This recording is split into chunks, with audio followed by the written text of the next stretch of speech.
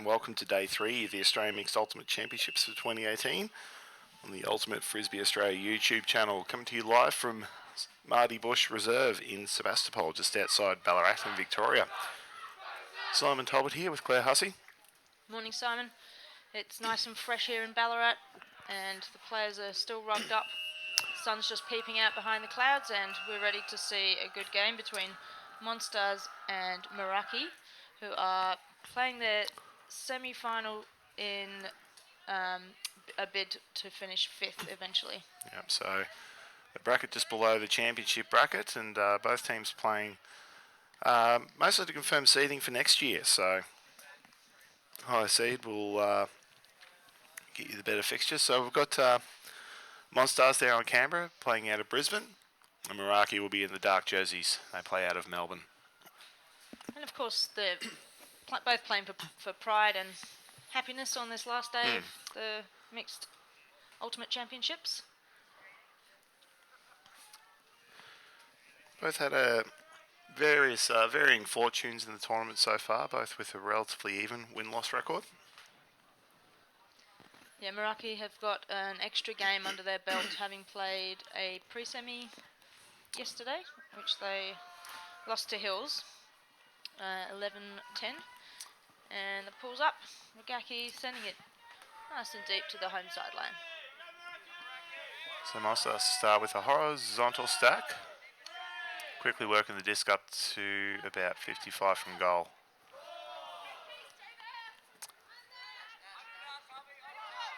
Not a lot of movement happening from the stack, and first pass goes astray. So Meraki will start. Chance to get the first defensive conversion. Meraki comes over to get the disc into play. We've got Pentland as his dump, which he's looking for straight away, but doesn't choose, and aims for Birchall in the end zone, but she's marked out by a couple of Monstars players and doesn't have a chance at all on that. Yeah, not sure about that decision to throw to double, almost triple coverage there, but yeah, it was a pretty poor decision. had to be a very accurate throw, but wasn't. So Zev Permack to start with the disc right on the corner. Gets a great swing pass across the field. The continuation keeps going across the field, but couldn't hit the target. I think it was Murray Goebel on the wing there. Everyone's still waking up a bit. We've got Jasper Pentland now picking up on the far sideline for Meraki. He opts for an inside forward break. Santa Maria, who goes for the zone and finds Meraki for the goal. Yeah, Regaki sitting up there at the back of the stack. He was he's formed quite a connection with Pentland in the last 2 years playing together in the men's season with Chile. I think Regaki sees a bit of himself in young Pentland. Big, lanky and very white. A few years between them. Yeah, usually you see Regaki picking up the disc in those situations, especially heading into a bit of a stronger headwind. We've seen wind going from right to left of screen. Yeah, it's very steady. Definitely a bit of wind chill factor keeping it pretty cold here. And so scoring the first goal as a defensive conversion heading into the wind can really stamp your authority in the game very early, especially with Monstars having had two virtually unpressured throwaways heading out of bounds very close to their own goal line. Yeah, Monstars need to settle, forget that they're on the live stream and just get on with their game. Yeah. Just need to get the basics right. Big hype. Jeez, that's high. Soaring pool. And they'll drift out of bounds. And so Monstars will start with the disc at the brick mark with a 20-metre game before needing to do anything.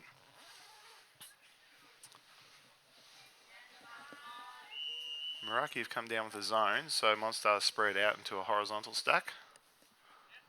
And that's Permack to start with the disc. Takes easy swing, goes high to McGuckin. Didn't really need to, but Permack to try and work it through this cup with McGuckin.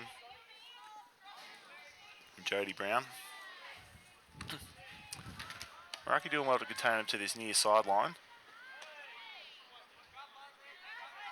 Not much movement happening from the cutters, so Permac looking to swing it out to Brown. He gets a nice reset from Sam Gaunt. Yeah, where's a bit of contact there from Asaki on the mark. Very aggressive mark by Asaki, but Wind's gusting up again now. It's just going through a strong phase, so even the dump's going to be a challenge here. Just needs to make sure he gets it up high if he goes for it, and no doubt he'll want to. There's no good looking options deep right now. Asaki play a very aggressive mark, taking away backwards passes, which feels unusual for the defence that you don't allow forwards, but there's 4 extra players crammed around the disc. Finds space through to Wong. And again, Wong draws another foul out of Asaki. It's the trade-off of an aggressive mark is quite often you'll draw a foul and gets a reset of the stall count for the offence. Wong looking for Brown, lots of crowding around the disc. Wong almost out of options, but sneaks it out, finds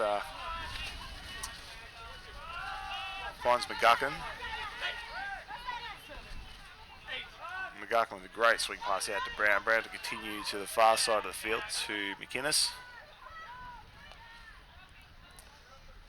Meraki's wall is staying as a pretty strong unit right now. Got Baker, Seppold, and Sano working in the wall, but there's a hole there that's been dug.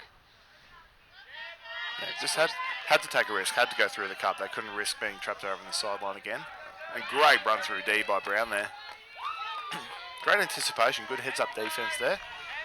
Yeah, Santa Maria didn't see that one coming. So they'll give him a chance to set up 10 from goal, with McGuckin walking to the disc. Permac set up as he's reset. Brown with the first cut to the break side. Nice little 1-2 movement, but just overcooks the throw a bit. I think they sort of got excited at this. They were pulling this off, but Meraki pick up the disc, looking for a big, long put. He's got Rocker going deep. Straight into the hands of, I think that was Sam Gaunt there. Denied immediately. Just saw Meraki wind up and just charged that down, left his man and got both hands to it. So another chance for Monstars, puts it up, and great contested grab there by Sam McGuckin. And that's 1-1. So, as we spoke about before, getting that first upwind break, but then striking back straight away. Yeah, they'll be pretty happy with getting on at the beginning of a Meraki huck. He didn't really have a great look deep. Just seeing a replay of the goal, the 1-throw goal.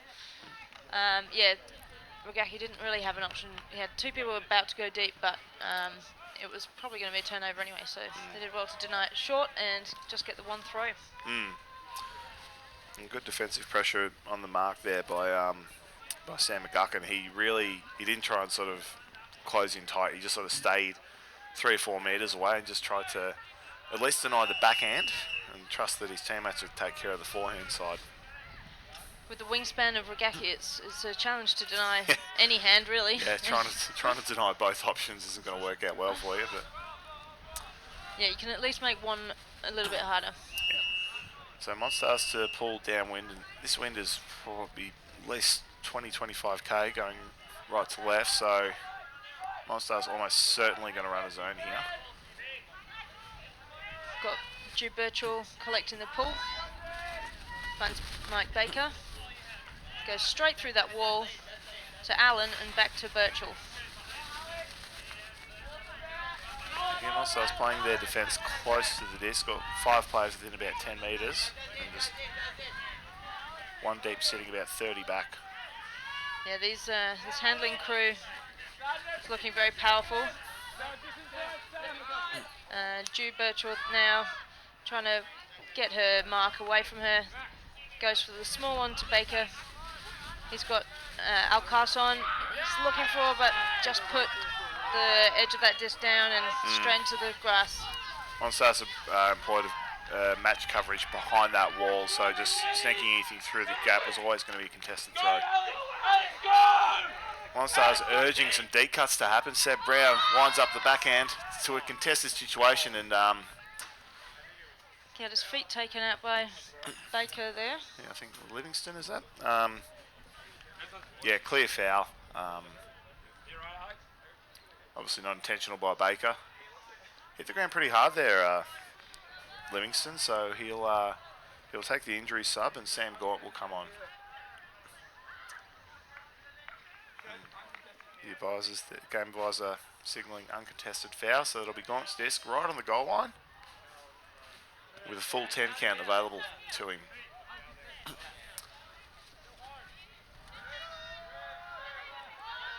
Looks like Monstars, they'll try and isolate the first cutter that'll get to the end zone, who I think there is Jane Moe.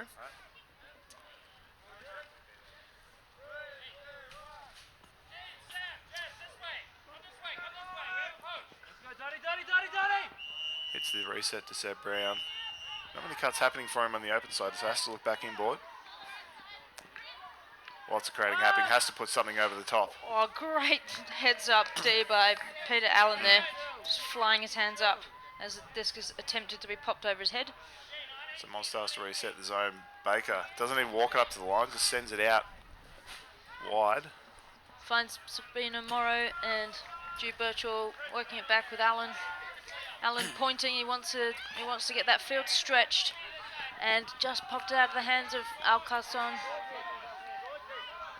Brown, no hesitation, unmarked at the moment, has free shot, but not happy with the cuts being provided. Sends the big backhand out to the back of the end zone, and great grab there by Gaunt. Good control throw there by Brown.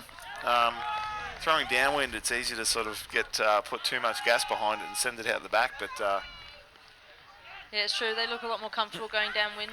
Monstars offense, they've been struggling a bit going the other way, having to have several attempts on offense upwind, but in this direction they're looking a lot more relaxed. Yep.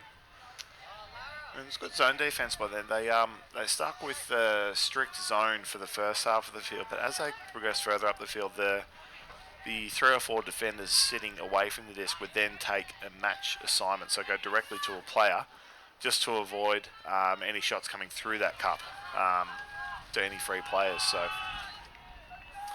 sensible stuff. You're on the risk of being outnumbered around the disc, but takes away any damaging throws through the middle. And that's the thing with any defense, you have to give up something, and you're just hedging your bets on what's going to be the hardest thing you can give them on offense. Yeah. Give the other team. And throwing with an upwind downwind, it's sometimes better to allow them to throw across the field, because throwing a crosswind almost tricky than throwing up or downwind. There's sort of very specific techniques you use to throw upwind or downwind, but crosswind can be even trickier. Definitely. Meraki on offense now. Simple match defense now. Pentland.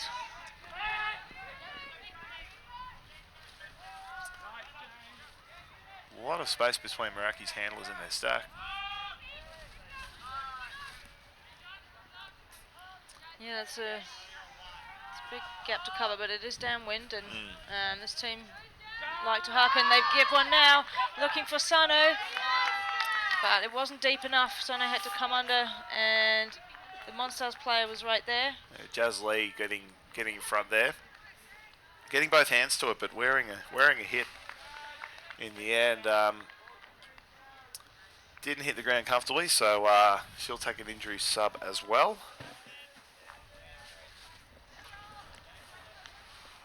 To be replaced by Ash McInnes, but play will come in and Monstars will take possession. 64 from goal. Yeah, it was a good option, but the throw wasn't executed deep enough by Santa Maria.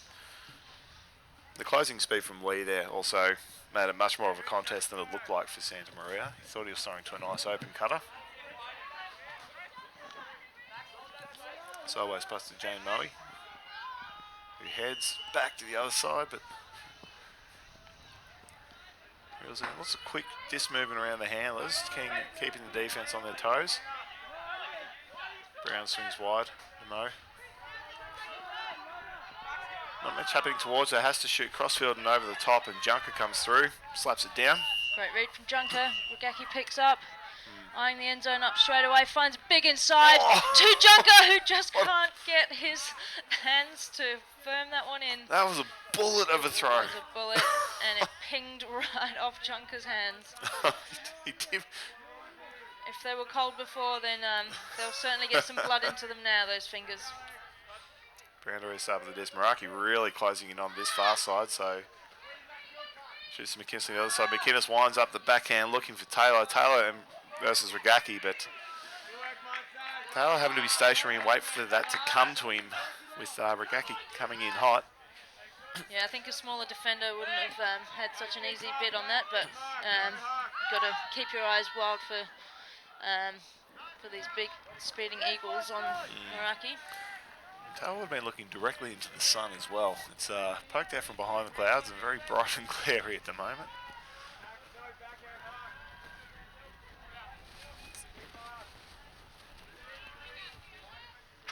So chatting to Meraki earlier, and they said they might have some secret plays ready to pull out of the bag. So that happens.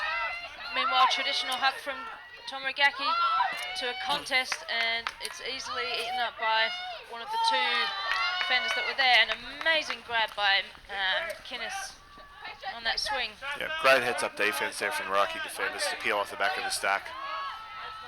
Great crossfield shot to McInnes from Chris Brown.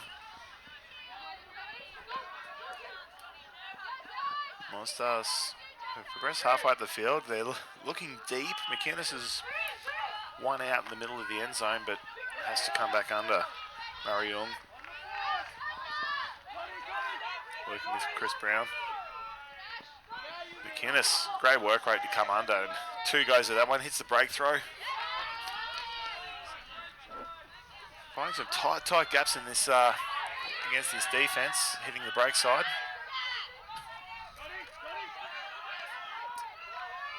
About 10 metres out from goal now. Not a lot of movement happening from the stack. A big bladed shot goes over the top. Very, very speculative throw, that one. Trying to search for Livingston at the back of the stack there, but seemed like a desperation throw. Yeah, just I reckon he would have been up to about a stall count of 5 or 6, and with just no options forthcoming, just had to try and create something with the throw. Could have gone for the reset, but Could have gone for the reset. Didn't look for it. No. Yeah, sometimes shooting deep is the option. And Tom Regaki, another deep put to Junker, who struggles to read as it sails over his head and dies too quickly for him to get onto. Yeah, throws coming directly over your head. You're trying to sprint full tilt while looking over your shoulder. Not the easiest thing to do. Chris Brown to restart.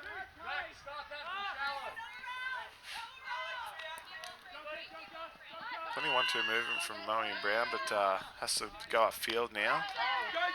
Nice safe catch by Murray Young. Just looking for the reset to a throw in to a handler now.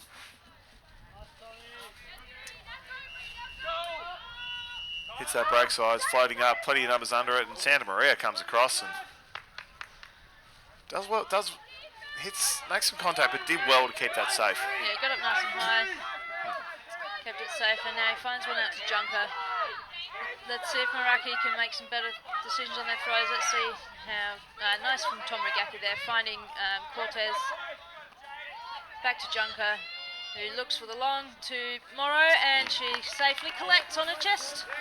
Celebrates double arms up in the air. Good transition offense for Meraki there. Monsters taken a fraction too long to pick their match defense assignments, and it was just a cascade of Meraki players free as they tried to sort of work out who that loose player was. And Meraki did well just to keep the disc moving. Well, their unguarded players just didn't hang on to it too long and just didn't give the Monstars defense a chance to settle, which is why they have multiple options there at the end zone. Yeah, great running gun, so to speak, off the defensive turn. Monstars, their offense, it looks good, it's set up tidy, but cuts are only sort of happening one at a time, and they're not really extending their cuts, so it's forcing the handlers to have to try and hit the break side, throw it into the wind to the far side of the field, which is which is very, very difficult in these conditions. It's a very strong, gusty wind coming right to left. Got to put a bucket load of spin on those discs, and when you have to do that, you need a big wind-up. It sometimes takes a little bit longer to dig out, giving the defense a better chance at taking your option away. Allen with the pull now.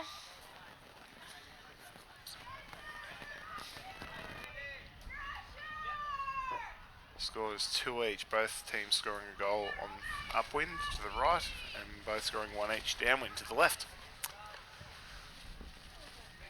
Horizontal stack now from Monstars. Good call, trying to encourage a bit of activity from the cutters. McGuckin, big shot over the top of Allen and into the hands of Murray Goebel, but should have gone for the clap catch. Had a second goal with it, but I think that was Asaki in there just to confirm the block. Yeah. That was much cleaner movement from Monstars then. They'll probably do well to stick with the horizontal stack for a few points. Yeah, it looked a lot brighter for them. Now Baker bringing the disc back into play for Meraki. Just caught by Asaki on the under, contested. Back to Baker. He's got a dump behind him in Baker, but feels like he's just looking upfield. Got Allen. Will he go for that big? No, decides to keep it safe, play it under. Floaty one now, which everyone's got a bit at, and comes down in Monsters' favour. Jody Brown knocking it to the ground there. McGuckin had a couple of options available to him. Runs a 1-2. Give places up the line. With Pete Allen peeling off his defender there. Peeling off his cover there. Sam Gaunt was just hanging out too deep. Yeah, Monsters not really seeming to pay attention to any closing defenders. Yep. And Allen sticks one. It's floaty, sits up in the air, and is very well Osmond. read. Osmond pulls that one down and then digs a floaty piece of trash out with his flick, and it's comes down immediately. I think someone got a little touch on that, but Zev Parmack, he went to catch that D, but it hit the ground, but that still counts as a block. Brown to Goebel. Goebel's got a stationary cutter deep, but Osmond gets a fingertip to it. That was interesting shot. Like it was the Monstars deep defender was just sitting in the end zone, just imploring the thrower, just throw it over the top. It's downwind. I've got this, but James Osmond did well to got just enough to it, enough just to sort of nudge it a bit further over the head of the. Yeah, he read that well coming over his shoulder. Just got a bit of a touch on it. Yeah. I was watching Meraki are really isolating cutters off the back of the stack, but Monstars really giving them that under. Andrea Rocker. It's good by Rocker. Rocker about 3 times this point has gone the first cut deep. And Allen now running down that nice up the line. Flick. Travel called on the throw. And Disc didn't will come hear back. the travel, but will come back. Yeah. Asaki not slowing down his momentum before he threw. I'm not sure. Not sure how much of an effect that hell of a throw, given his defender was a step behind him, but violation of the rules. Got to call him when you feel him. You can always retract calls. Yeah. Just Andrea Rocker there. The first 3 cuts she made at this point were deep immediately, but then on that first play there, she's just gone straight under, and her defender was left standing 5 metres behind her, expecting that deep cut. So smart play by Rocker there. Yeah, she's super fast, Andrea Rocker. When she puts her head down, she's unstoppable. Yeah. So plenty of Meraki cutters have a good 2 or 3 step start on their assignments at the moment, but Asaki won't. Goes for the same shot again, but comes in short. Permack collecting that one. Inboard to McGuckin. McGuckin winds up the big backhand again to another contested disc, but a contested situation, but too far for Goebel there with Osmond hot in his heels. Yeah, Osmond was ready to make another block there, but it was unnecessary. It was too far for both of them. That's twice now it's been McGuckin shooting for Goebel deep. they'd probably want to look to try another option because Osmond will be playing very close on Goble from now on. Baker now. Asaki was trying to set up a deep cut, comes under and collects up a little dodgy throw and finds Alan crossfield, who looks for Karen Baker. She's marked and he finds Mike Baker backwards, who goes for the big backhand, but he'll just let that come out a little bit wobbly and it got caught in the wind. The heads up poach from Jody Brown on that first throw forced Baker to have to lift it over at the last second and almost got a turn out of it, but Asaki did very well to draw that in. So this time it's going to be Jody Brown picking up the disc. Monstars setting up a vertical stack very deep. Jody winds up, sends the bomb, and McGuckin, terrific grab. I don't think McGuckin was the intended target, but he definitely did well to chase that down. Yeah, and Andrea Rocker there is getting her presence in the end zone as well. Could have been a bit of a distraction for McGuckin. Yeah, DeDaunton was the original target there, I think, who had a couple of steps on Rocker. Now Baker goes for the flick up around his mark and finds Allen. That was a lovely throw. Allen going for the big stick as well, but he's given it too much and Asaki cannot run that one down. It was a good look, I think, that play. Terrific look. Yeah. Two big throws out into space, but these challenging conditions making every throw a little bit of a risk. Yeah, Mike Baker he's one of the better left-handed throwers in the country, and so typically has the reverse force applied to him. So Monstars are willing to give up the backhand shots there, but Baker just as comfortable with the forehand. Nice grab by McGuckin ahead of Osmond there. Osmond providing a lot of pressure on defence. Yeah, Monstars cutters all looking very deep. McGuckin gets the reset. He'll shoot here, looking for DeDaunton. DeDaunton's got the step on Rocker. Allen's coming to cover. This one-on-one battle between DeDaunton and Rocker has been great to watch. They're both that sort of first deep look for both teams, so they're having to cover a lot of meters marking each other, but neither of them looks even remotely out of breath at the moment. No, I think these are the two sorts of people who just enjoy a good old run in the park, and if there's a frisbee involved, even better. Yeah. Having a good old time on a Sunday morning, chasing each other around. Yeah. And Baker again gets the disc into play, finds Allen, who goes for a nice quick one forward into the path of Karen Baker, goes for the inside flick, and Asaki looking off the deep option sensibly. Now we've got Sekold, goes for the round flick. Rocker's deep again. It has to come under now. Osmond finding Baker. Baker's not really got any options at the moment. Everyone's backs are to him, apart from Asaki, who he looks off and goes for a high hammer. Allen opening up the field now, getting it all the way over to the away sideline, and Osmond just digging that one into the ground. Good defense by Monstars there, just really took away, forced all their cutters to head towards it, just took away any deep shots, which is clearly what the throwers were looking for. This point's going on for quite some time now. They're probably 10 minutes in, I reckon.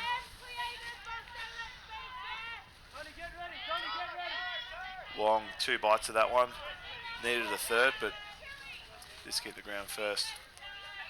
Giving Meraki a 30-metre, 40-metre shot at this end zone, and Osmond went early, but and I think that would have been on, but timeout's called to give the teams a rest on this long point that you were just talking about. Yeah, a lot of hands on knees. Both teams having to cover a lot of yards back and forth. Typically you'll see on long points like this, all the action's confined to one end of the field, with many turns and blocks happening, but this has been both end zones have had clear, obvious shots happening, clear opportunities, so a lot of territory covered by 14 players on the field.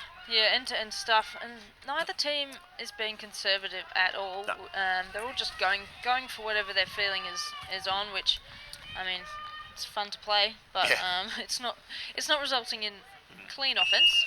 With just over 28 minutes gone on the game clock, this is going to be a low-scoring game, I think. I don't think we'll probably end up with a winning score of around 10 or 11 goals.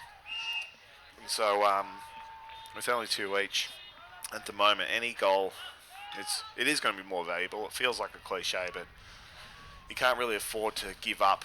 Like if you were to give up a 2-goal lead now, that's almost done. Bringing back a 2-goal margin in these conditions in a low-scoring game, very, very tricky, very, very difficult to do. So teams just that's why they're sort of throwing that conservative offense out the window. You just need to get goals on the board, and especially as time ticks away, means that final score total is going to be lower. So you just need to get numbers on the board now. Yeah, we haven't seen many come from behind victories in this tournament so far.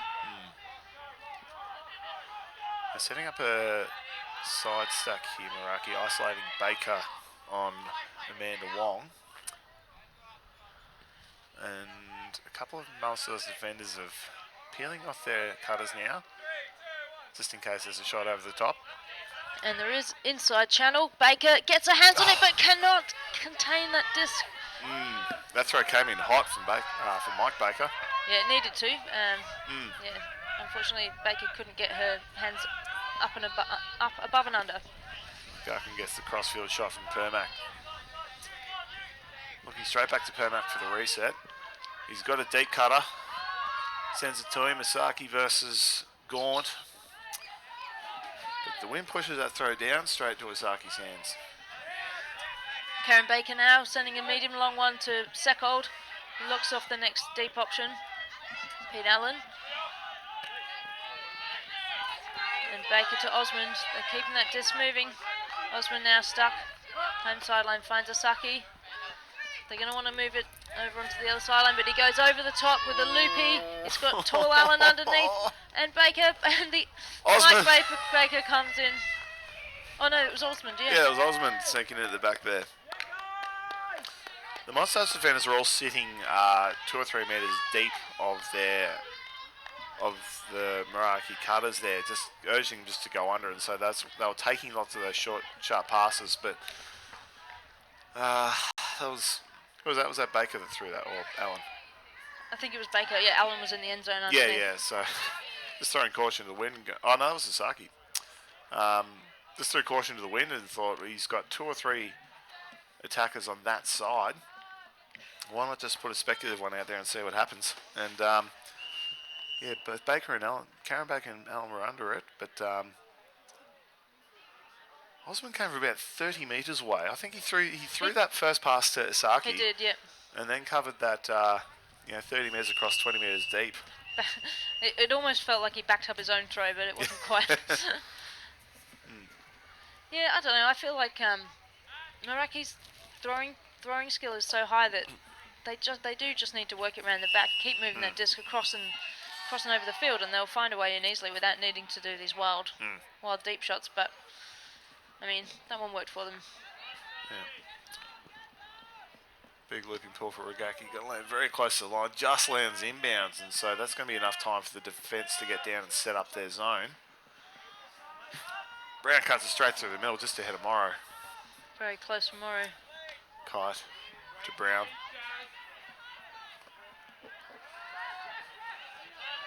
Taking his time, using up a lot of the count. Chris Brown there. Goes in short looking for Jane Moe, but foul call there on Cortez.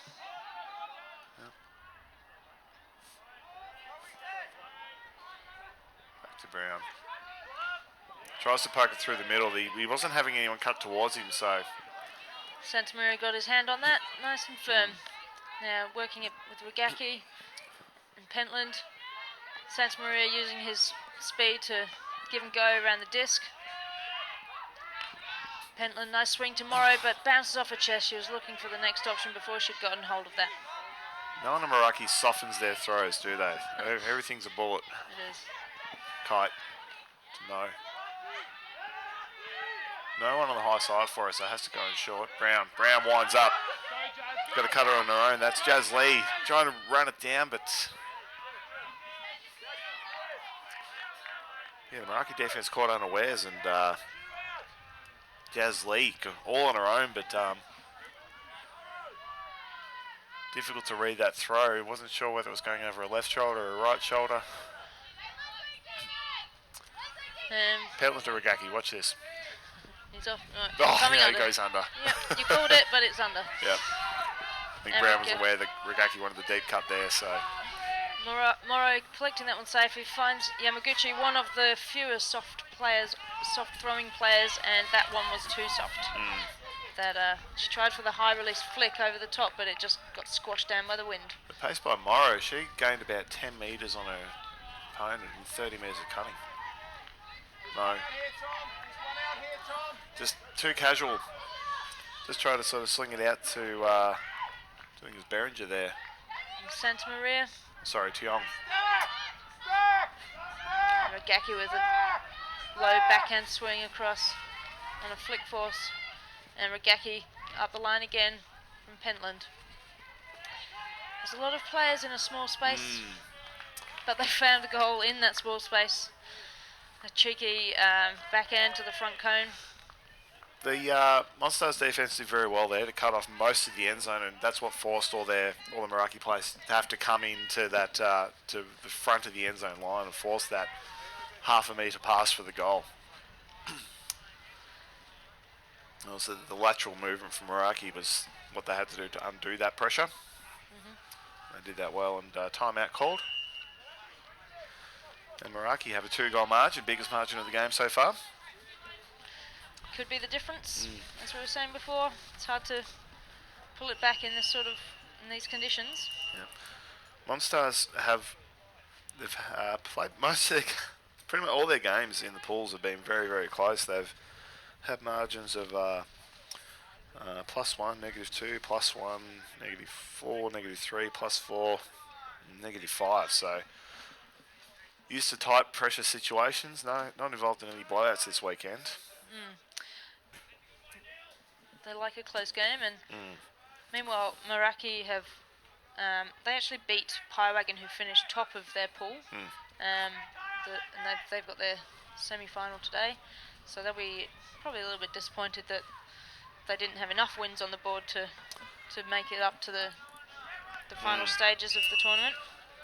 If you look at their so on Friday they went three losses and 1 win, and then yesterday was 3 wins straight. And there was a slight variation to their roster between Friday and Saturday with the addition of Tom Regaki coming in for Saturday. So I think I wouldn't say that it was Regaki that alone that lifted him, but his presence on the team, it basically pushes role players out into cutters. They've got great versatility of throwers and cutters on this team, and so the presence of Regaki can really lift the morale of the team. Go up, Tom's here. We can do. Yes, and especially if he's on his game, someone with that much influence can also turn the game, turn the team, the other way. But yeah, clearly he's had a positive influence on this team yesterday. You can really thrive under pressure as well. Those of you who followed the Australian Ultimate League, watched the final a couple of weeks ago. Yeah, just his presence in that game. Loves an audience, loves the pressure. Show Pony Supreme. So he's caught himself onto this line again. Second point in a row, playing upwind now. Actually enjoys playing upwind, and it looks like he's going to be at the front of the zone. Haven't seen him play this role very often, but Fancies a goal on the mark. Monstars move the disc quickly. Permac there. Just takes the opening option side to McGucket. He hasn't got much happening on the far side there. McInnes there now set up for the swing. You go after 1-2 pass out to her. Permac wants to get it straight through, but that's just not going to happen. Brown over top of McGucket. Needs to move it, but doesn't. Come on. Permac still trying to find space through that cup, but darts the throw into Brown, but yeah, forcing one throw too many. It's just let's go back to fundamentals. Dump and swing. Junker with a big backhand to a contested bid, and Permac. Excellent defense against Regaki. Yeah, went early, forced Regaki to go. There we go. Finds it through to McInnes. McInnes needs to keep moving forward. Brown Keep moving it. Keep moving. Come on, McGuckin. Winds up. Looking for Gaunt. Great catch. Great Allen read. with good closing speed, but not quite enough. Yeah, and so Monstars, if they want to have clear shots like that, they've got to move the disc quickly. Too often players are sort of, like they'll sneak one through the cup and then the player will immediately look downfield rather than further away to the far side. They need to move it out there and take their shots from that side. Yeah, disc movement is crucial. You see the catch there? Yeah, he had that free shot and just time to wind it up. The big wind-assisted backhand. Adds a good 10 to 15 metres on any person's huck.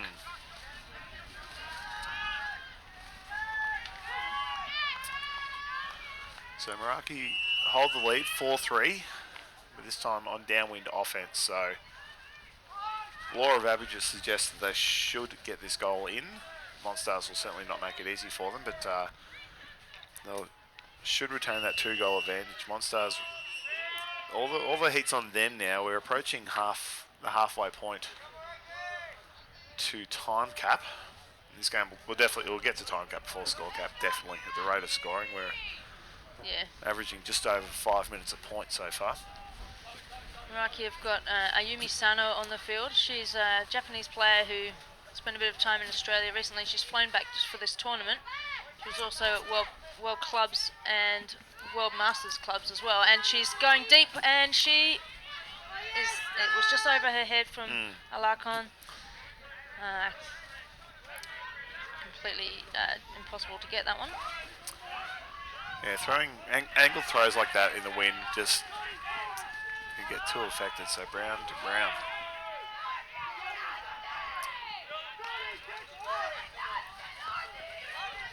Plenty of free movement across the field, not much happening downfield. Great grab there by Livingston. Moves it to Mo, has a couple of downfield shots, but just goes in short to Brown, Chris Brown. Spots, he had 2 options there. He had, I think, Jazz Lee sitting at the back of the stack. Tried to get to her, but also Brianna Kite was also in there, and I think they both sort of looked at each other. And Alarcon just ran through and said, well, if neither of you want it. Yep, and Santa Maria retaliating with a big huck that's sitting up and might sail out of field, but Osman gets a bit on it. The fence is there. Great knockdown there. He's got a free shot now. Mariung tries to wind up. He was looking for Brianna Kite, who had 15, 20 metres on her own. She puts the mark on Santa Maria now just to put a counter, put some pressure on. Santa Maria, he hasn't got many options happening, but... No, he's desperately looking for a sideways dump. Pick called there, and that's going to be a chance for him to take a breath. And I think he's going to have to go for the deep stick. He's wondering who's going to make the move. He hasn't got a reset option. I reckon Pentland will probably drift back there, but it's going to be... But it's a difficult throw. Yeah, it's a difficult throw. The stall counts at just a 1, so it's early. Oh, he's gone for it. Yep. Well done. Pentland now keeping it moving. And then Baker manages to contort to take that one in, and he sticks it to Morrow. And it's falling short again, but she manages to read it well.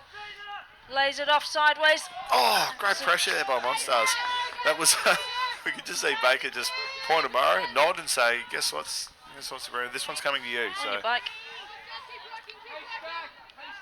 That's Mo. Brown, not much activity happening towards him. Finally gets an undercut from Mariung. Good inside break to Mo. Mo continues to the far side of the field. Brown winds up. Monstars all tight together, and the shot goes up over the top to Brown and into the back of Pentland. Nice back and bum D. Pentland reacted to his sideline, yelling at him, guess Yes, it's coming to you. Terms of just start now. Osman tracking down this deep one from Baker and makes a nice effort to catch that, but it's dying too quickly.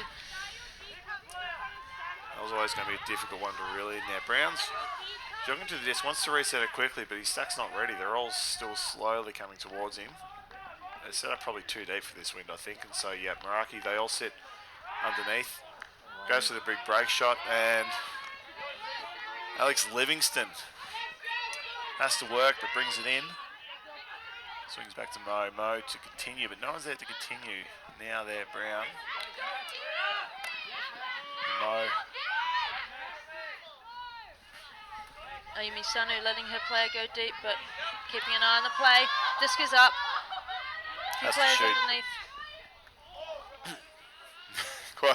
Yeah, 8 players gathered underneath that. Mo, that shot had to be there because the reset was gone. There was nothing coming towards, and even though it was only on 6 or 7, Mo just knew that nothing was going to come in the next second or two. So, intelligent shot just to shoot towards the back of the stack. Now Osman with the stick finds Pentland, who tries to milk it in, but he's way too far out. Goes with a nice flick goal to Sanu. Great layout bid by Mo there. She knew she had to she was a couple of metres back, but had to put some pressure on it, and that can be effective sometimes. Definitely.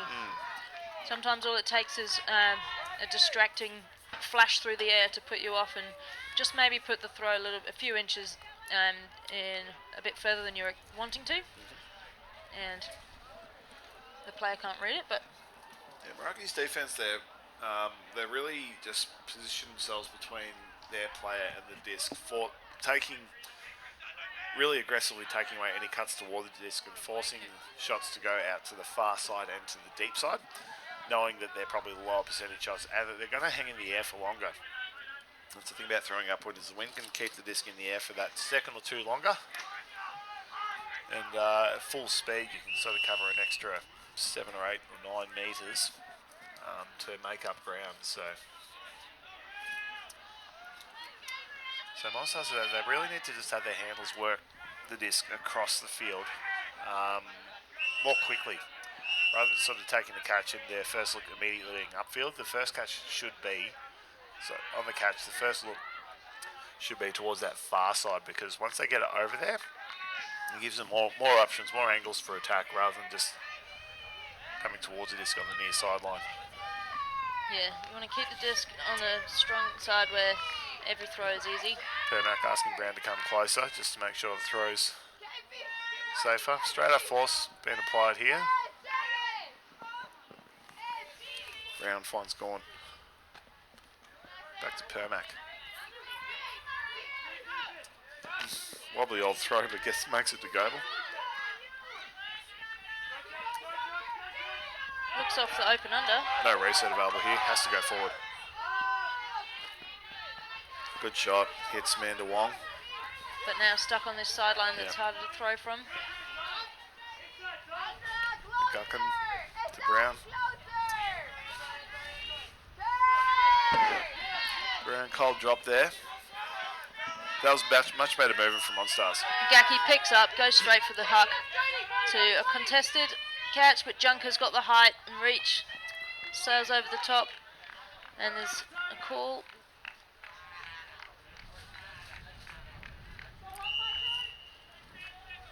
Not sure what the call is. Maybe. If we go down to Steve Baker on the sideline, the game advisor. Timeout. Haven't you called one each? No. They're just discussing whether they have any timeouts left. Each team has 3 timeouts, but only 2. So, Max of 2.5. 2, correct? so it goes up 2, yeah, from what you were on at the time you called the timeout. Yep. I don't know. I think you'd said 1 already, Yeah. and then you called timeout, so add 2, 3, coming on 4. Yep. Is everyone okay with that? Yep. Cool. The penalty for calling a timeout when you don't have any is 2 store counts. I think so. We'll come back to Steve Baker after this goal and just get him to explain that one. Junker goes for the big The speculative hammer, and Pete Allen. amazingly comes down with that. Over the top of a pack and goes for a nice one to Rocker. Steaming in the end zone. Catches that goal. That's 6-3 to Meraki. We can just go back down to the game advisor there. So Jody Brown's just having a chat to the game advisor just to clarify the rule. We'll head down to him in a second just to get a discussion. But 6-3, Huss. Yeah, I think Meraki will be feeling quite comfortable now, and Monstars have a lot to do. They would need to polish up their offense with a very big cloth in order to even have a chance at keeping this gap. Yeah, see that nice flat low backhand there from Allen. So Meraki there, they're going to call themselves a strong defensive line. If we can head back down to Steve Baker, our game advisor on the sideline. Steve, if you're there, do you want to just talk us through what that call and discussion was and what the ruling was? No, don't think we've got him there. So I think Junko called a timeout, but Meraki have used both their timeouts for the half. So once upon a time, that would have meant a turnover, but very dramatic. Yeah, but they've made the rule change that instead it just adds 2 to the stall count. So the stall count wasn't 1, so the count had to resume from 3. Great pull there, well fielded. That's really disappointing. She'll be Brown, kicking herself in that one. Yeah, Brown I think was just already thinking about what she's going to do with it once she's got it, and needs to make sure of it first. Ragaki demanding a vertical stack. Goes for the push pass over the top of his defender. Slightly cocky move, but looks good. Scores a goal. And just like that, it was we're seeing some long points, and then we've just had 2 quick ones, and the lead's gone out to a 4-goal lead. Meraki 7, Monstars 3. Yeah, Meraki's sniffing at taking half very soon. Yeah, Monstars will have to shake that off. They've had a few. Both teams have had cold drops. Monstars probably had a couple more. It just, no one obviously wants that to happen, and it's hard to get out of your head sometimes when you've had a cold drop. But best thing to do is to put it behind you and make sure that it doesn't happen again going forward. Like, keep your eyes on the disc. One movement at a time, one catch, one throw. The best thing to do is a player who's had a critical mistake like that, it's best to keep them on the field. Immediately get them focused on the next point. You don't want to have to come to the sideline. You don't want to have to come to the sideline and have to dwell on the mistake they've made. That's and think true. about it. Just get them on the field. Get back out, do something good, feel good about yourself again. I think Baker was indicating that he was ready to talk about that, but not now anymore. He's in the game, in the zone. Maybe we'll get him at half time. Yep. Brown to McInnes. McInnes winding up, wants a long shot. She's got a cutter happening, but can't get it out around her defender. Oh, wide pivot on that one. Sets up the backhand. Huck. That's going everywhere. But fantastic grab. I think that changed elevation about 4 times, but yeah, it was responding to the oncoming players bouncing around in the airflow, but Amanda Wong held her nerve. yeah, she kept her on that disc and got the hand out at exactly the right moment. Really well done. Look at that take. A couple of defenders around her too, but she just did well. Just got a position and held it.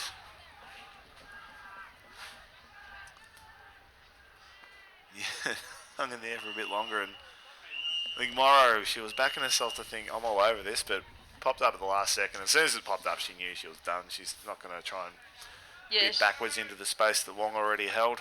She stopped watching the disc after that and just tried to make herself a nuisance close to Wong. Yeah. It's been fantastically safe play from everyone this weekend. We haven't seen any really heavy collisions other than just accidental players coming from 2 ways. Bids for the disc. It's all been very clean. Players doing their utmost best to avoid fouls or body contact. Yeah, it's really clean out there. Yeah. Unlike a bit of the offense. Well, that's okay. Pentland fielding that pull. And Dirty offense, clean D. That makes for good ultimate. Lugaki finding Baker. And Osman, we've got a tall male contingent to this line. And Regaki goes for his little friend Pentland, who thought that the disc had been deep, but it made it through and smacked him on the chest. Jeff Taylor did brilliantly there, out of position, everything, but just if anything at all, throw your hands up, get anything. If you might not get the disc, but you might make the defender, you might make the receiver second guess their read on the disc, and that's exactly what happened there. Yep. Wasn't expecting that to come through. Big wide mark from Baker. Yeah, two players converging, but both of them pulled out, let it hit the ground. But regardless of that, there was a foul on the throw. Baker uncontesting, agrees that it was a foul, so that'll come back to Brown. 64 from goal with a count of 0.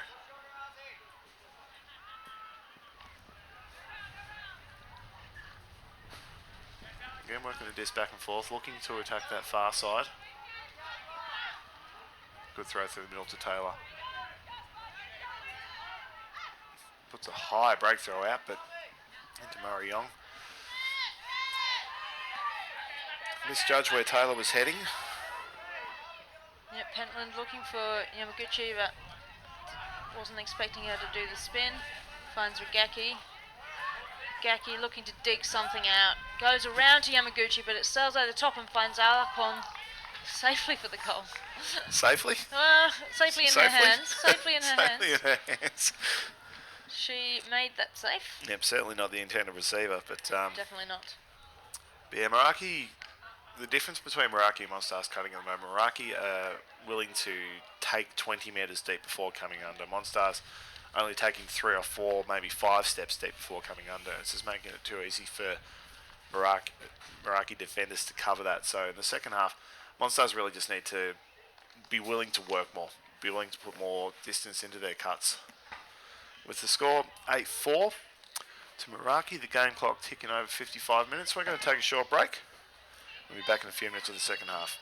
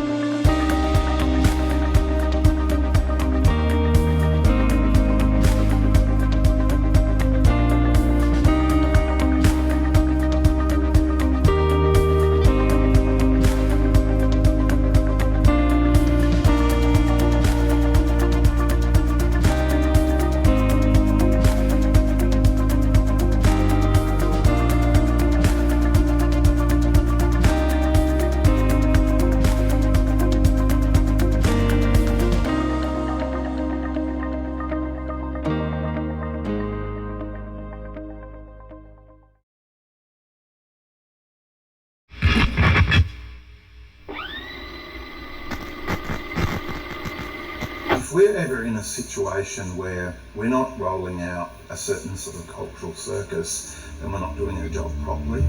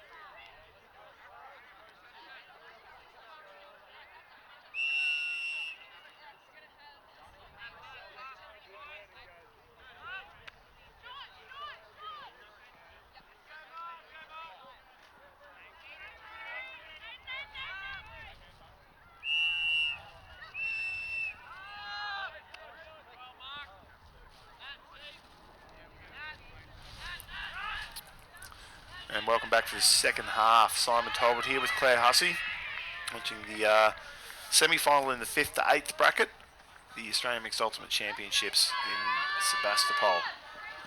Monstars with the pull, lands out of bounds, and not long to go on the game clock here. We're just under 19 minutes until time cap, so we'll definitely won't hit score cap here, Hussey. We definitely won't. And Meraki are looking mighty dominant now in this game. They've got the 8-4 lead, and they're coming out on offense here. And Baker comes under for an easy under, goes for the deep, over the top, nearly falls over on defence, and Osmond has Second failed. He read that really well, but then it just sort of stopped in its tracks, and he didn't have a chance to get onto it. Great bit by Murray Young, had to go early, and then Osmond was just waiting for it, but the wind just pushed it down to the last second, and he had to go full stretch. Left flailing on the floor. Oh, he had a chuckle to himself after that. He's just, oh well, what can you do? But Brown to restart with the disc for Monstars. Yeah, Meraki really taking that underspace away, forcing Meraki to hit that far side. Murray Young, back to Brown.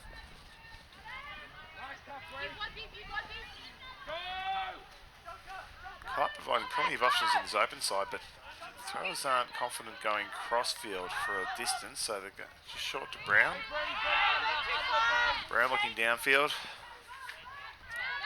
Just keeps it in short to Chris Brown. Murray Young. No options happening in the stack. The options are really dried up, so they're having to go to the far side. The handle's really trying hard to have to work together for the yards, but didn't have many options. I think I'll talk about that after this possession. Baker finding a speedy junker, and he had Sano pointing for the big round, but didn't take it, and goes for a high dump and sails over Santa Maria's head. Yeah, Chris Brown making sure of the block, and Junker sticks the mitt in. Nice. And kills off any hope of a revival, offensive revival at that point there. Made up for his dodgy throw with an immediate dominating block. And Baker just checking how the disc is faring. It must be flat enough. Swings it to Santa Maria in the centre of the field. He goes for the give-go. Junker not giving it back straight away. Goes for the flick over the top. Another one over the top of Osmond. Too difficult to read. Jeez, they're making him work. Certainly are. He's getting his meters. So Monstars offense, they're starting their stack very, very close to the throwers, and the cuts aren't really coming until the throwers got power position, which suggests to me that they're used to just a long range throw. They're just waiting for one of the Browns to have that clear shot and then heading deep. Trouble is, against the wind, the Browns aren't willing to stick it, and so the cutters just aren't adjusting their patterns just yet. So let's see what they do here. Brown, 64 from goal. Deep cuts are going off the back. Osmond gets across and slaps that down, and Meraki Junker with a quick restart. That was a really nice block from Osmond. Tracked that swing. And that was a much easier catch for Osmond too. The last two shots at him overhead, swirly wind, but this time just a nice flat backhand.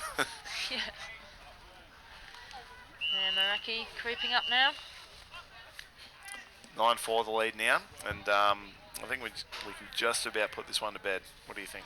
Yeah, I'm not feeling like Monstars have got an answer to this this strong offensive run by Meraki, and they haven't really ever really looked that comfortable in their offense. They've had some good moments of good passages of play, Monstars, but just not throwing into the wind. They just don't seem to.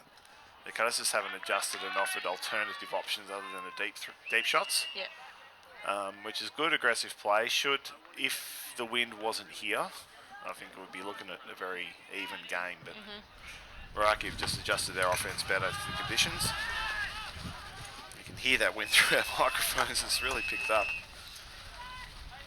But I don't see this being a blowout. I think this will just trade back and forth, and the final margin will be around 4 or 5 goals.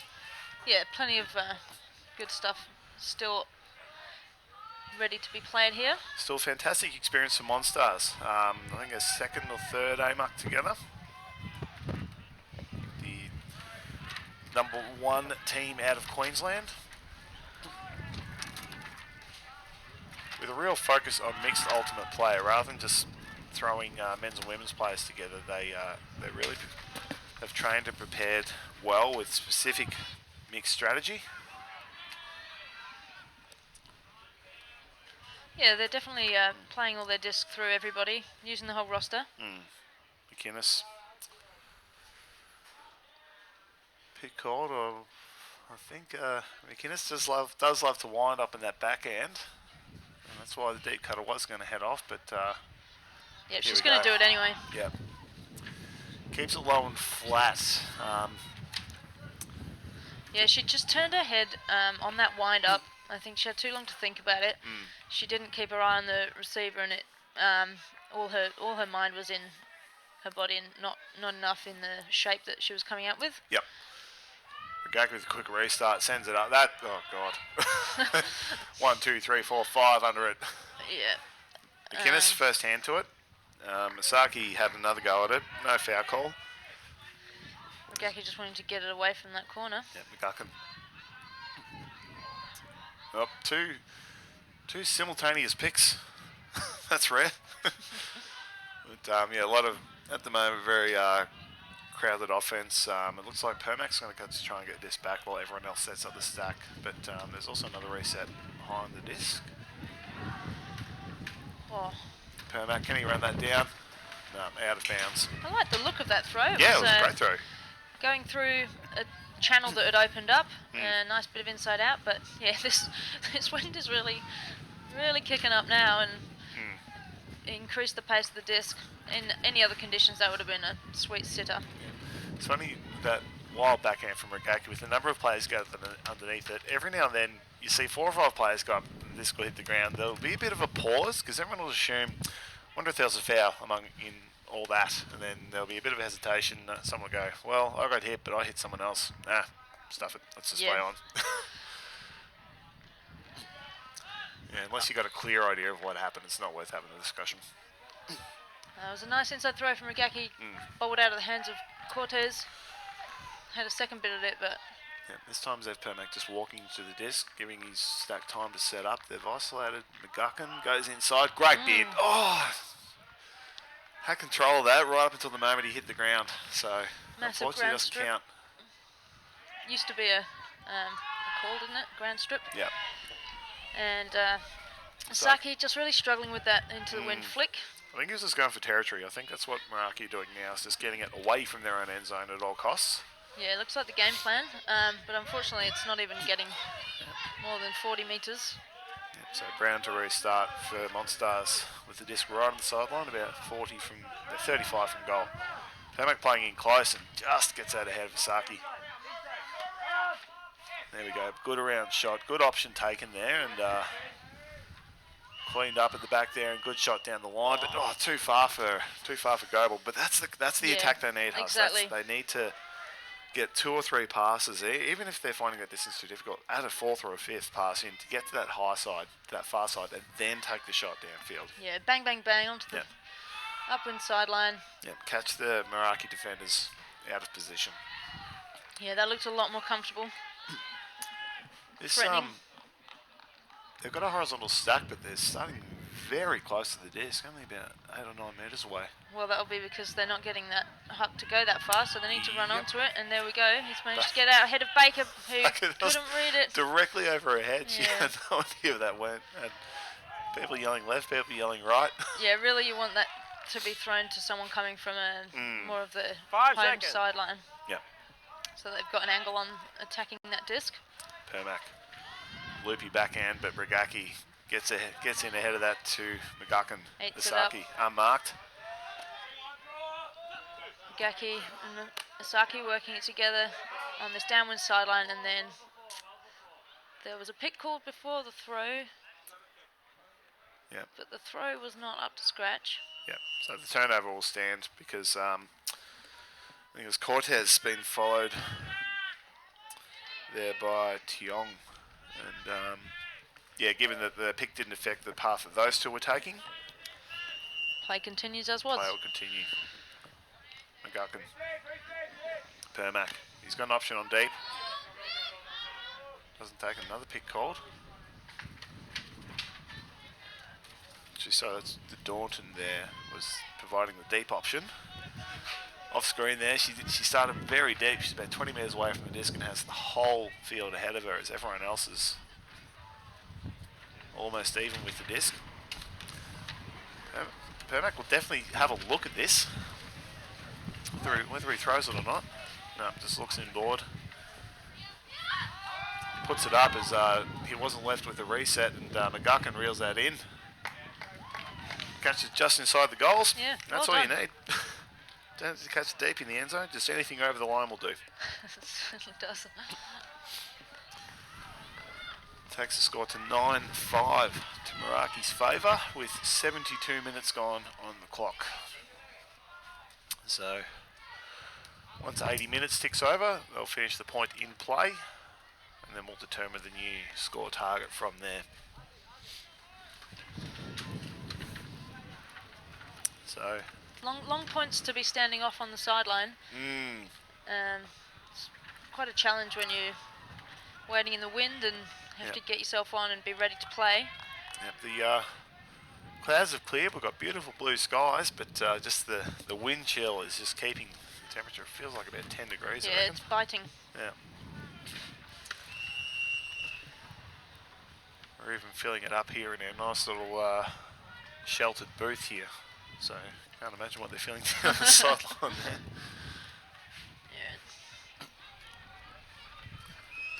So Meraki to receive the pull. Monstars last minute defensive instructions. Brown with the pull, keeps it low and flat. Puts an angle on it so he can get another couple of metres out of rolling. Yeah, pretty good pull. Let's put them on the sideline. Pentland picks up. He's got the whole field on the high sideline. Finds Baker. Alarcon trying to get free under, but closely marked. Not open enough. Pentland goes for the big flick. Up the middle channel. Defended. Yep, straight into the hands of Jazz Lee there. Monstars quick disc movement. Big bomb going up. Numbers underneath it. That's going to drop short. Oh, and she's done it. Second grab. Bring it down with a tap. Catch it with two after. That was a great read. Like, she sat underneath it knowing that the disc was just going to drop straight into her lap. And yeah, Monstars strike back with an upwind goal. And bring the margin back to 3. Yeah, you see here, she'll get her arm up really early, saying that's mine. And just bounces out, but she's got a good eye on it. Gets 2 hands. So Brenda Tiong with the goal there. Their first of the game.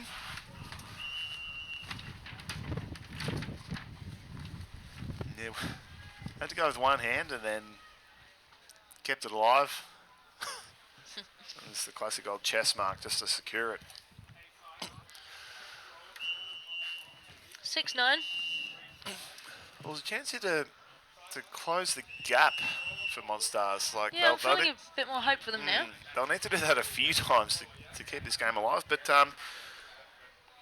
putting Meraki on the back foot, I don't pick them as the kind of team to want to capitulate. But we have seen it happen plenty of times before, haven't we? That a team can have a confident lead by this point, but then as soon as they're challenged. And there we go, we've got just a cold drop, which we haven't seen from Santa Maria before. Seb Brown, start with 15 from goal.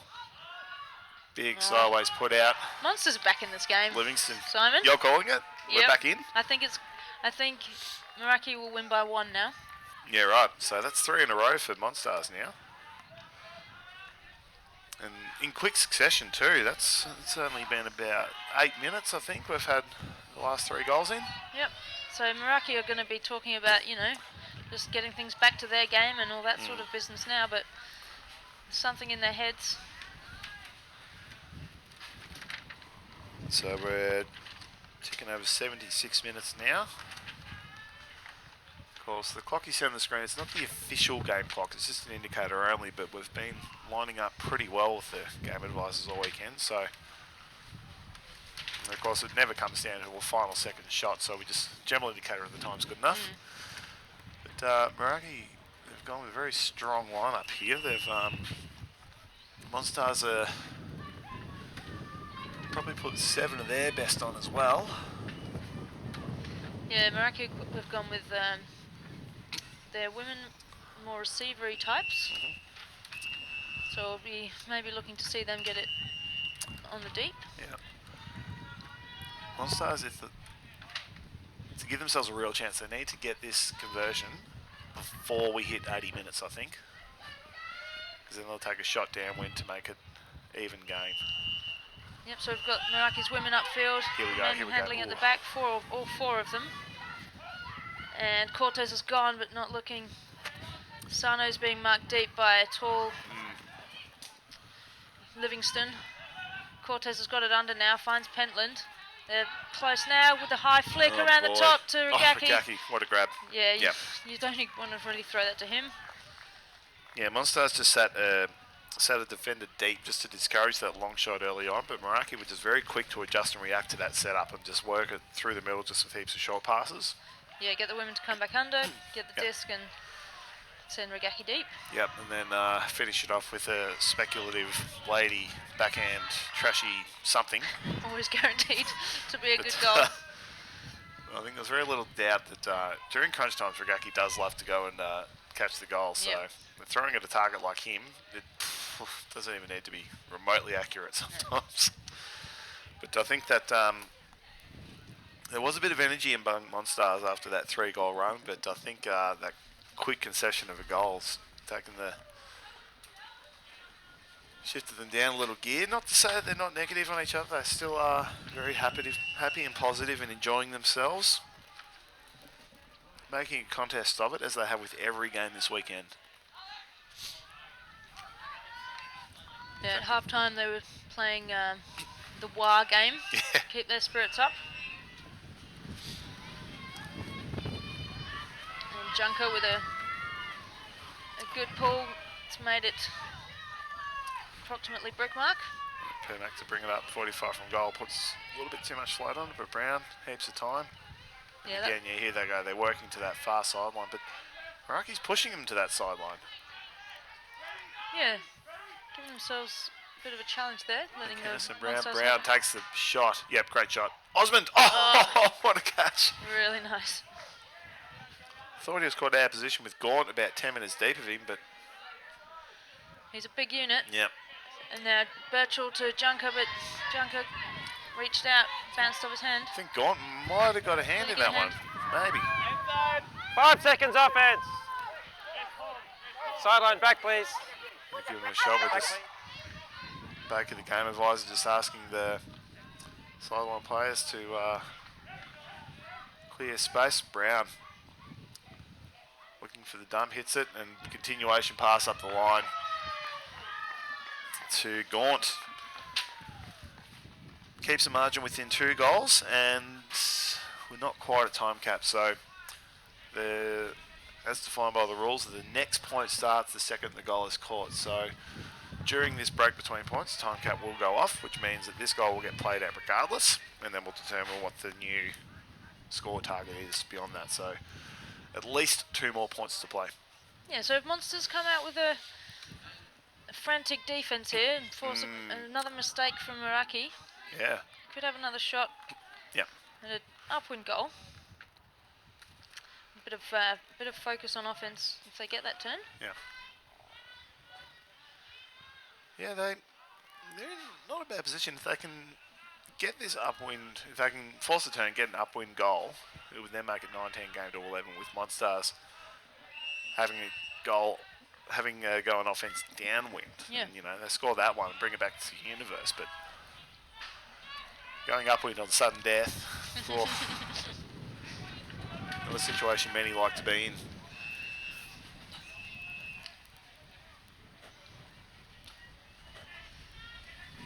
It's a 4 women line, 4 women, 3 men. Yeah. Pull goes up. It'll land and continue to roll. Will that turn and go out of bounds? Yes, it will.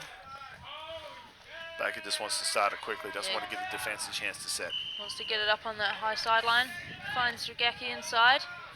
He goes for the pump. Drives it deep to Morrow. Tracks it, but it's got too much angle on it and it's out of reach. Yeah. Good cut by Morrow to set herself up at the back of the stack. I think she knew what was coming, and that was probably the play call, actually. Probably. With Baker, Rugaki, Morrow. Now Monsters have the task of getting it out of this difficult corner.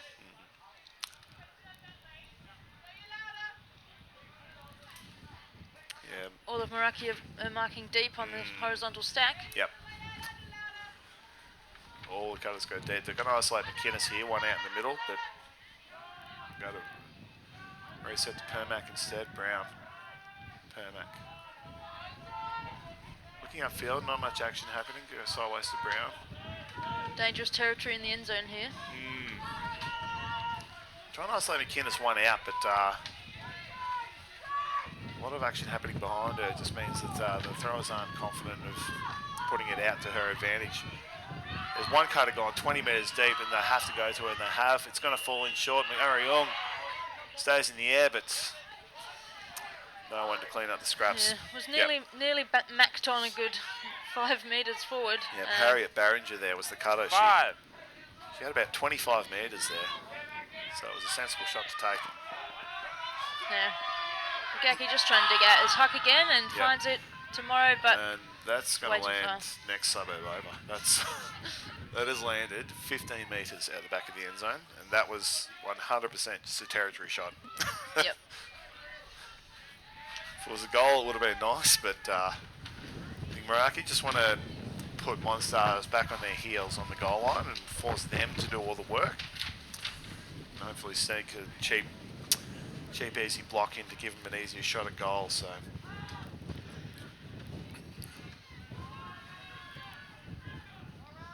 So putting some territory pressure on Monstars here. Baker playing a very aggressive mark there on Permac, forcing him to cut upfield.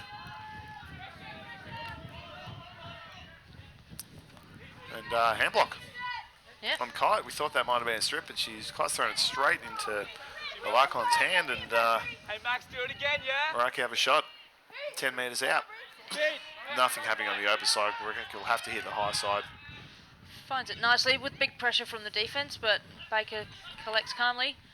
Finds Alarcon in the centre, and she's gone for a downwind shot to Morrow, but Through two sets of hands there. Good flat shot. Didn't apply any shape to it. Right choice to throw. Just maybe a fraction too far in front. Yep. Round to Permac to Brown. Jody Brown continues to that side. Behind a Kite too high for her. McInnes cleans up the scraps. Nice backup. Brown going to take the shot. Heads high. This is coming wide to Berenger. She's had to look directly into the sun. But that was coming in hot at an angle. It was, and Berenger had to double back to that one. So Yeah, I liked the look though. I liked the fact that she chose to stick that one. It's not as if Meraki are making easy work of this downfield shot, so. yeah. And Baker having a look. Finds Morrow on this downwind home sideline. Taking their time, yeah. Yeah. Morrow finding Alarcon. They're not looking to get it over on the high sideline, which I'm surprised about, but Baker and Yamaguchi working together in the middle. Yep. And Baker pops it over too high. Yep. I think what they're doing is Monstars was setting up deep, just expecting that deep shot to come, which meant that they were just giving up easy cuts towards the disc. So Meraki just took them. I mean, if that's what you're going to get given. Yeah, it's very squeezy though on this sideline, and Timeout call by Brown. yeah, even with these big puts from Meraki, you know, I'd be really aiming for to stick it over on that high side and at least get a few bodies underneath to get a bid. But at the moment, they're just keeping it all close to this downwind sideline. But Meraki, they're confident enough in their defence and the conditions and the position as well that they can take like wild shots at the end zone and be reasonably confident that they're going to get it back. Because Monstars, they're sort of playing it very safe until they get that free shot. And I mean, Barringer's just going to keep providing those deep options, but they're only going to shoot if they get it to that high side. But it's getting it to the high side that's the challenge. Yeah, it really is. It's a very direct right to left wind happening here. So it's actually might have swung around a bit. It's kind of coming slightly towards the camera, so making throws to that high side just that little bit trickier. Yeah, you really have to get down, get some spin on that disc, really focus and make that your priority if you do want to get the disc over there. Yeah. So the both teams will have to back up straight after this game for their respective placing playoffs. So Meraki won't want this. Neither of them will want this game to go too much longer. Or Meraki won't. Certainly, Monstars will go for as long as they need to. So I think Meraki, I think we'll see that they'll get less and less patient. I think on each goal, because we still need to play out this point and then one more at least. And Monstars now bringing it in with a cup around them and Pete Allen's big mark on. Flick option. Nice Permac pop. pivots through to Kite. Back to Permac.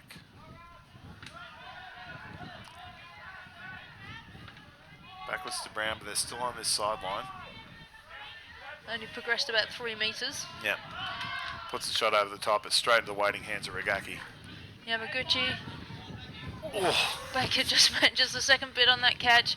Yamaguchi looking to get things moving. And Baker looking off Morrow. He's marked. Finds Allen for the goal. Huge bid there. And I think Monstars, they'd done what was called filling from the back. So when they were taking defensive assignments, they take the deepest first and second, third, fourth. And just in the meantime, Meraki knew that their throwers were going to be unmarked for probably a few seconds. And that's it. That's game. It's game. I think we may have had the time wrong, and I think time cap may have happened in the previous point, so it was game to 11. But Meraki taking out a well-deserved victory there. And so they'll move on to play in the 5th place game, and Monstars will play for 7th. Better players today, Huss. Well, we saw a lot of action on the disc from Baker. I think he was looking keen and solid round the disc for Meraki. And Morrow getting a lot of action upfield for them. Yeah. I think for Monstars, I really liked Ash McInnes's game. Definitely covered a lot of territory, covered a lot of yards with her cutting and her defence. Sam McGuckin as well, playing downfield. Both worked really, really, really hard just to get things moving. Also, can't forget James Osmond. He was epic in the end zone. Great bids, great blocks. Really liked his dominance there. Cool. So that's so coming up next. We'll have the semi-finals. So Piewagon versus Hills from Sydney, and we'll also give you live score updates from the other semi-final as well.